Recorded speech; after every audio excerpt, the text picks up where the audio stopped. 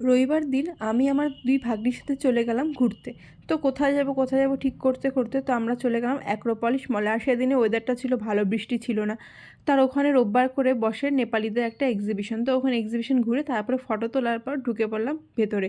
তো প্রথমে চলে গেলাম শপার স্টপে, কিছু কেনা ছিল না, ঘুরে ঘুরে দেখলাম। আর শপার স্টপে মেকআপের ওখানে চলছিল যে কোনো একটা ব্র্যান্ডের থেকে ফ্রি মেকআপ। তো তাতে আমি রেজিস্ট্রেশন করে নিলাম, করি আর না করি। তো 4 মাস পর্যন্ত সময় আছে। তো ওটা করার পর ওখান থেকে চলে গেলাম নাইকাতে দেখতে কোনো অফার আছে কি না।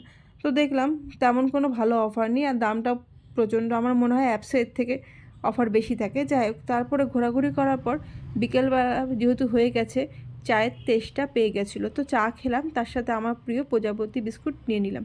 তো চা খেয়ে ওখান থেকে টোটো ধরে সোজা চলে গেলাম বিধান মার্কেটে। বিধান মার্কেটে গিয়ে একটু ঘোরাঘুরি করার পর একটা ছোটো মতো ক্যাফে আছে, তো ওখানে গিয়ে মোমো অর্ডার করলাম। তো মোমো খাওয়ার পর তারপরে ইচ্ছে হলো কিছু সফট ড্রিঙ্কস খাওয়ার, কেননা গরম লাগছিলো। তো কী খাবো করতে করতে অর্ডার করলাম ব্লু লাগুন। তো খেয়ে দিয়ে একটু কিছুক্ষণ গল্প করলাম, গল্প করার পর তারপরে এই 8টা নাগাদ বাড়ি চলে আসলাম। আজকের মতো এই পর্যন্ত, বাই।